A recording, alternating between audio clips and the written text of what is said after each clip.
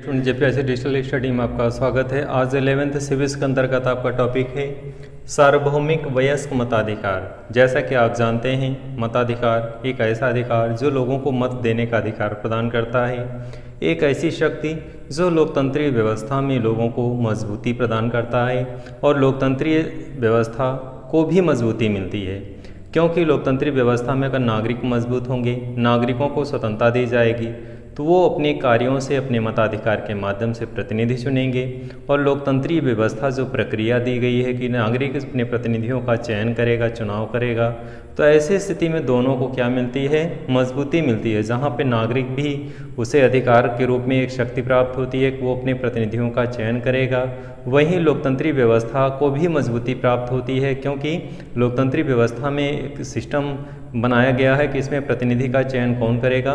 नागरिक करेंगे, और वही प्रतिनिधि आगे चल के क्या बनाएगा? सरकार बनाएगी। जो प्रतिनिधि विजयी होगा वे बहुमत के आधार पर जिस पार्टी से जुड़ा होगा, अगर वो पार्टी बहुमत में होती है तो वो सरकार बनाती है। तो ऐसी स्थिति में लोकतंत्रीय व्यवस्था को भी मजबूती प्राप्त होती है। यानी एक प्रकार से ऐसे कह सकते हैं कि आम जनता को भी शक्ति प्राप्त होती है और लोकतंत्र को भी मजबूती प्राप्त होती है। यानी दोनों को फायदा इसमें है। लोकतंत्र व्यवस्था जो होगा वो मजबूत होगा। लोकतंत्र एक ऐसा तंत्र, एक ऐसी शासन व्यवस्था जो जनता पे आधारित है, जनता के द्वारा चुने गए प्रतिनिधियों के द्वारा ही शासन होता है।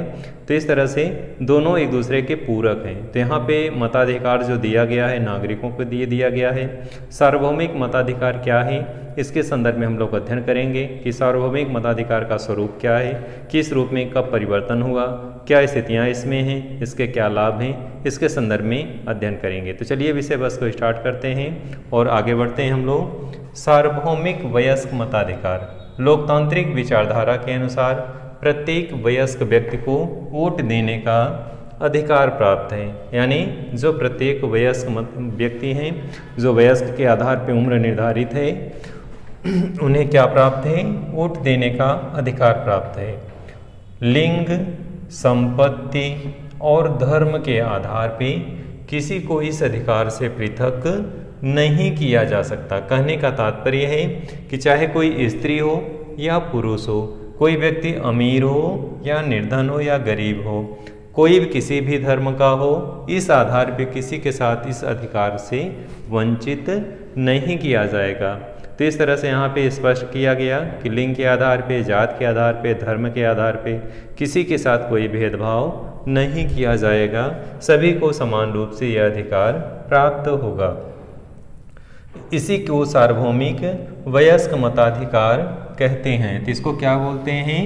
वयस्क मताधिकार। यानी लोकतांत्रिक विचारधारा की व्यवस्था जो दी गई है कि प्रत्येक वयस्क व्यक्ति, यहाँ पे ध्यान देंगे, प्रत्येक वयस्क व्यक्ति को वोट देने का अधिकार प्राप्त है।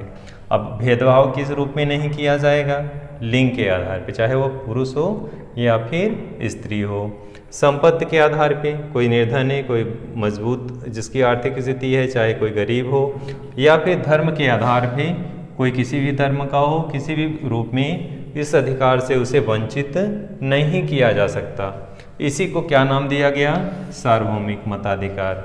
तो इस तरह से जो राजनीतिक विचारधारा के अनुसार इस सिस्टम को परिभाषित किया गया है कि ना किसी जात के आधार पे, धर्म के आधार पे, ना संपत्ति के आधार पे किसी के साथ कोई भेदभाव नहीं किया जाएगा, ना ही इस अधिकार से किसी को उससे अलग किया जाएगा। सभी को समान रूप से मताधिकार प्रदान किया गया है और इसी को नाम दिया गया सार्वभौमिक मताधिकार। इसी क्रम में आगे बढ़ते हैं। भारतीय संविधान में जैसा कि उल्लेख किया गया है, प्रत्येक व्यक्ति को मतदान करने का अधिकार है जो भारत के नागरिक हो और उन्हें किसी भी रूप में कानून के अंतर्गत वोट देने के लिए अयोग्य नहीं ठहराया गया हो। यानी भारतीय संविधान में सभी नागरिकों को इस तरह से व्यवस्था दी गई है, वो अपने मताधिकार का प्रयोग करेंगे। हाँ, वो अलग बात है कानून के रूप में, अगर कानून के द्वारा उसे गलत न ठहराया गया हो या उसे रोका न गया हो, तो इस तरह से उसे कभी अगर अयोग्य कानून के द्वारा ठहराया गया हो, अलग परिस्थितियाँ हैं। नहीं तो वो कोई भी व्यक्ति हो भारतीय संविधान में, वयस्क हो, उसे मतदान देने का अधिकार दिया गया है। भारतीय संविधान बनाने वाली सभा जो थी ने पहले क्या व्यवस्था की थी कि 21 वर्ष, डियर स्टूडेंट यहाँ पे ध्यान देंगे, वेरी इंपॉर्टेंट एक टॉपिक है कि पहले वयस्क मताधिकार की उम्र कितनी थी 21 यानी 21 वर्ष थी। 21 वर्ष जो थी व्यवस्था दी गई थी कि कोई भी वयस्क मताधिकार जो 21 वर्ष की आयु पूरी कर चुका है मत देने का अधिकार उसे प्राप्त है। लेकिन 1989 में परिवर्तन कर दिया गया और संशोधन करके संविधान में क्या व्यवस्था दी गई, इसे 18 वर्ष कर दिया गया। तो इस तरह से मताधिकार की आयु कितनी हो गई 18 वर्ष, पहले कितनी थी 21 वर्ष। परिवर्तन कब किया गया 1989 में। अब इस तरह से ये मताधिकार के स्वरूप थे। वयस्क मताधिकार जो है उसके क्या लाभ हैं? वयस्क मताधिकार के कई फायदे हैं। एक ऐसी लोकतंत्री व्यवस्था जिसमें नागरिकों को मत देने का अधिकार प्राप्त दिया गया, एक प्रकार की सरकार बनाने की उनकी शक्ति दी गई है। पहले शक्ति राजा के पास होती थी, राजा का पद वंशानुगत होता था, लेकिन लोकतंत्री व्यवस्था में जो शक्ति दी गई वो जनता के हाथ में दी गई। जनता ही सरकार को बनाएगी, जनता ही सरकार को हटाएगी। अगर जनता जिसकी चाहेगी उसी का बहुमत होगा। तो इस तरह से जनता जो है शासन में परिवर्तन लाएगी। अभी तक क्या था, निरंकुश शासन व्यवस्था थी जिसमें सरकार राजतंत्रात्मक शासन व्यवस्था में राजा शासन करता था, वो अत्याचार करता था, उसके बाद उसका पुत्र अत्याचार करता था। लेकिन लोकतंत्री व्यवस्था में क्या दी गई कि सभी शक्तियां जनता के हाथ में निहित होंगी। जनता जिसे चाहेगी उसकी सरकार बनेगी, जनता के हाथ में सभी शक्तियां विराजमान होंगी। तो ऐसी स्थितियों में इसके बहुत सारे लाभ हैं, जैसे राजनीतिक समानता को प्रोत्साहन देता है।